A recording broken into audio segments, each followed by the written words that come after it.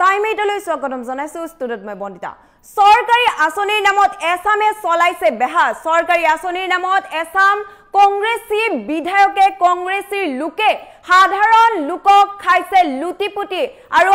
এখন কংগ্ৰেছৰ সভাত কংগ্ৰেছৰ বিধায়ক নুৰুল হুদাৰ সভাতে এতিয়া উত্তপ্ত পৰিস্থিতিৰ সৃষ্টি হোৱা দেখিবলৈ পোৱা গৈছে লৈ আহিছে এই মুহূৰ্তত সবিস্তাৰে এই খবৰ সৰকাৰি আঁচনিৰ নামত কংগ্ৰেছীৰ ধন লোৱাৰ গুৰুতৰ অভিযোগ উত্থাপন হৈছে কংগ্ৰেছৰ সভাত হঠাৎ উত্তপ্ত পৰিস্থিতিৰ সৃষ্টি হোৱা দেখিবলৈ পোৱা গৈছে হঠাৎ উত্তপ্ত হৈ পৰে সমগ্ৰ পৰিস্থিতি সৰকাৰি আঁচনিৰ নামত এছাম দালালৰ প্ৰবঞ্চনাৰ অভিযোগ বৰ্তমান পৰিস্থিতি অতি উত্তপ্ত হৈ পৰা পৰিস্থিতি দেখিবলৈ পোৱা গৈছে কংগ্ৰেছ বিধায়ক নুৰুল হুদাৰ সভাতে উত্তপ্ত পৰিস্থিতিৰ সৃষ্টি হোৱা দেখিবলৈ পোৱা গৈছে নুৰুল হুদাৰ সৈতে দালাল কেইটাক দেখি উত্তেজিত হৈ পৰে সাধাৰণ ৰাইজ আৰু সৰকাৰি আঁচনিৰ ধন লাভৰ পৰা বঞ্চিত হোৱা একাংশ লোক হঠাৎ হৈ পৰে উত্তেজিত আৰু তাৰ পিছতে কংগ্ৰেছীৰ মাজতে সৃষ্টি হয় প্ৰচণ্ড অৰিয়াঅৰি এইবাৰ এই ঘটনা সংঘটিত হৈছে জুৰিয়াত সৰকাৰি আঁচনিত দালালে ধন লোৱাৰ গুৰুতৰ অভিযোগ উত্থাপিত হৈছে কংগ্ৰেছ সভাত হঠাৎ উত্তপ্ত পৰিস্থিতিৰ সৃষ্টি হোৱা দেখিবলৈ পোৱা গৈছে নুৰুল হুদাৰ সৈতে এখন সভা অনুষ্ঠিত হৈছিল যেটো কংগ্ৰেছৰ বিধায়ক নুৰুল হুদা আৰু নুৰুল হুদাৰ সৈতে এখন সভা অনুষ্ঠিত হৈছিল আৰু সভাখন ঠিকই চলি আছিল কিন্তু নুৰুল হুদাৰ সৈতে দালাল কেইটাক দেখি হঠাৎ উত্তেজিত হৈ পৰে সাধাৰণ ৰাইজ কিয়নো সৰকাৰি আঁচনিৰ নামত এই দালাল কেইটাই চলাই গৈছিল ধন লৈ এনেদৰে ঠগাই গৈছিল প্ৰবঞ্চনা কৰি গৈছিল আৰু তাৰ পাছতে এই দালাল কেইটাক দেখি হঠাৎ উত্তেজিত হৈ পৰে ৰাইজ সাধাৰণ ৰাইজে এনেদৰে প্ৰতিবাদ সাব্যস্ত কৰা পৰিলক্ষিত হৈছে এনেদৰে তৰ্ক বিতৰ্ক লাগে কংগ্ৰেছৰ সভাত হঠাৎ উত্তপ্ত হৈ পৰে পৰিস্থিতি কিয়নো একাংশ এনে দালালৰ বাবে যিসকলে সৰকাৰি আঁচনি লাভ কৰিব লাগে সেই সকল লোকে কিন্তু লাভ কৰিব পৰা নাই বঞ্চিত হৈছে একাংশ এনে লোক আৰু তাৰ পাছতেই অতি ভয়ংকৰ পৰিস্থিতিৰ সৃষ্টি হয় উত্তপ্ত পৰিস্থিতিৰ সৃষ্টি হোৱা দেখিবলৈ পোৱা গৈছে কংগ্ৰেছৰ সভা আছিল নুৰুল হুদাৰ সৈতে এখন সভা অনুষ্ঠিত হোৱাৰ কথা আছিল আৰু সেই সভালৈ যেতিয়া নুৰুল হুদা আহিছিল সেই নুৰুল হুদাৰ সৈতে দালাল কেইটাক দেখি উত্তপ্ত হৈ পৰে পৰিস্থিতি অতি ভয়ংকৰ পৰিস্থিতিৰ সৃষ্টি হোৱা দেখিবলৈ পোৱা গৈছে আৰু এনেদৰে ৰাজপথলৈ ওলাই অহা পৰিলক্ষিত হৈছে আৰু দালাল কেইটাক খেদি পঠিয়াইছে একাংশ সাধাৰণ ৰাইজে সভাৰ মাজতে উত্তপ্ত হৈ পৰে পৰিস্থিতি নুৰুল হুদাৰ সৈতে কংগ্ৰেছৰ বিধায়ক নুৰুল হুদাৰ সৈতে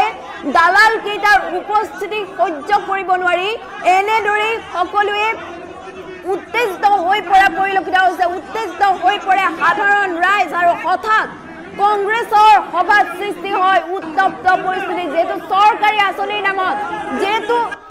এফালে চৰকাৰে সাধাৰণ ৰাইজৰ বাবে প্ৰতিগৰাকী যোগ্য হিতাধিকাৰীৰ বাবে প্ৰতিগৰাকী লোকৰ বাবে যে আঁচনিৰ ব্যৱস্থা কৰিছে আৰু সেই আঁচনিৰ নামতে কিন্তু একাংশ দালালে এনেদৰে যেন হাৰাশাস্তি খুৱাইছে সাধাৰণ লোকক আৰু তাৰ পাছতে পৰিস্থিতি অতি ভয়ংকৰ হৈ পৰে দালাল কেইটাক দেখি এনেদৰে সকলো লোক ওলাই অহা পৰিলক্ষিত হৈছে খেদি পঠিওৱা পৰিলক্ষিত হৈছে নুৰুল হুদাৰ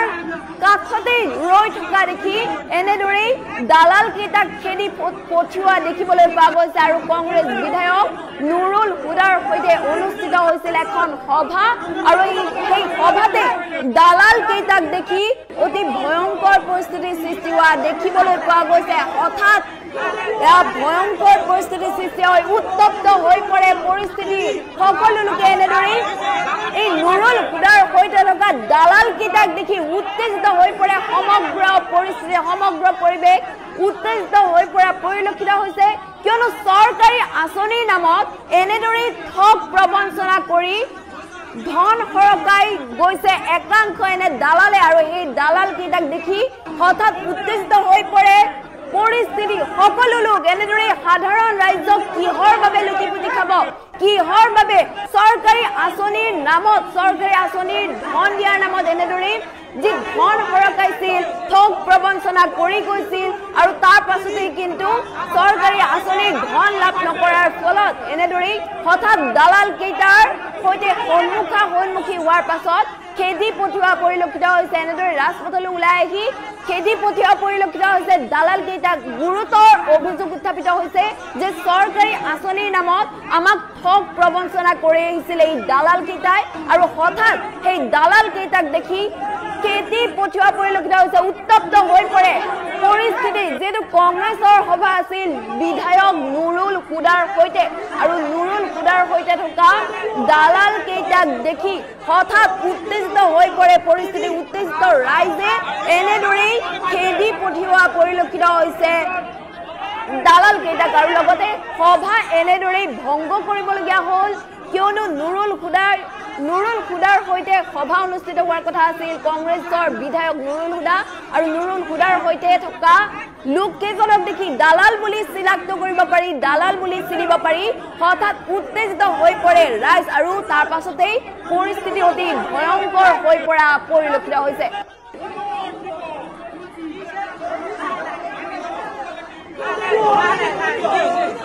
কথা হল মেলাকাটি মুকুন্দাহাটি পঞ্চায়তৰ যি পঞ্চায়ত ইলেকশ্যনৰ আগত যি আমাৰ জিঅ' টেকিং হৈছিল, তাত দেখা গৈছে বহুত এটা আমাৰ ঘোটালা হৈছে, য'ত নেকি আমি 10টা ৱাৰ্ডত মাত্ৰ এটা ৱাৰ্ডতহে কাম হৈছে, আৰু বাকী ৱাৰ্ডত বেকু বাওনাহে হৈছে। দেখা গৈছে চব ঘৰতে গৈ দুখীয়া মানুহৰ ফটো লৈছে, কিন্তু সিহঁতে গাফিলতি কৰি ফটোবিলাক ছাবমিট কৰা নাই কাৰণে আজি মানুহবিলাক ইয়াৰ ঘৰৰ প্ৰিয়ময় ঘৰৰ কাৰণে বঞ্চিত হৈছে। আমি আমাৰ পঞ্চায়ত মন্ত্ৰী ৰঞ্জিত দাস ডাঙৰীয়া আৰু আমাৰ নগাঁও জিলাৰ সন্মানীয় আয়ুক্ত মহোদয় ডাঙৰীয়াক আমি অনুৰোধ জনাম যে আমাৰ এই জীৱিকা হকী, আমাৰ এই কি কয় CRP গোটবিলাকে আছে, গোটৰ CRP বিলাকে কামবিলাক কৰিছিল। দেখা গৈছে আমাৰ মেলাকাটিং পঞ্চায়ত একেবাৰে নীল গৈছে, দুখীয়া মানুহ ইয়াৰ পৰা বঞ্চিত হৈছে। আমি হিচাপ কৰিছো আমাৰ চৰকাৰী অনুদানৰ ক্ষেত্ৰত যদি 200 কৰি এটা ৱাৰ্ডত 200 ID হলে হয়, কমচে কম চৰকাৰৰ ফালৰ পৰা আমাৰ 22-23 কোটি টকা আমাৰ ইয়াত মেলাকাটিং পঞ্চায়ত আহিলে হয়, কিন্তু এই দুৰন্দ কেইটাই আমাৰ এই পঞ্চায়তক 22,000 কোটি টকা বঞ্চিত কৰিছে। কথা হল মেলাকাটি মুকুন্দাহাটি পঞ্চায়তৰ যি পঞ্চায়ত ইলেকশ্যনৰ আগত যি আমাৰ জিঅ' টেকিং হৈছিল, তাত দেখা গৈছে বহুত এটা আমাৰ ঘোটালা হৈছে, য'ত নেকি আমি 10টা ৱাৰ্ডত মাত্ৰ এটা ৱাৰ্ডতহে কাম হৈছে, আৰু বাকী ৱাৰ্ডত বেকু বাওনাহে হৈছে। দেখা গৈছে চব ঘৰতে গৈ দুখীয়া মানুহৰ ফটো লৈছে, কিন্তু সিহঁতে গাফিলতি কৰি ফটোবিলাক ছাবমিট কৰা নাই কাৰণে আজি মানুহবিলাক ইয়াৰ ঘৰৰ প্ৰিয়ময় ঘৰৰ কাৰণে বঞ্চিত হৈছে। আমি আমাৰ পঞ্চায়ত মন্ত্ৰী ৰঞ্জিত দাস ডাঙৰীয়া আৰু আমাৰ নগাঁও জিলাৰ সন্মানীয় আয়ুক্ত মহোদয় ডাঙৰীয়াক আমি অনুৰোধ জনাম যে আমাৰ এই জীৱিকা হকী, আমাৰ এই কি কয় CRP গোটবিলাকে আছে, গোটৰ CRP বিলাকে কামবিলাক কৰিছিল। দেখা গৈছে আমাৰ মেলাকাটিং পঞ্চায়ত একেবাৰে নীল গৈছে, দুখীয়া মানুহ ইয়াৰ পৰা বঞ্চিত হৈছে। আমি হিচাপ কৰিছো আমাৰ চৰকাৰী অনুদানৰ ক্ষেত্ৰত যদি 200 কৰি এটা ৱাৰ্ডত 200 ID হলে হয়, কমচে কম চৰকাৰৰ ফালৰ পৰা আমাৰ 22-23 কোটি টকা আমাৰ ইয়াত মেলাকাটিং পঞ্চায়ত আহিলে হয়, কিন্তু এই দুৰন্দ কেইটাই আমাৰ এই পঞ্চায়তক 22,000 কোটি টকা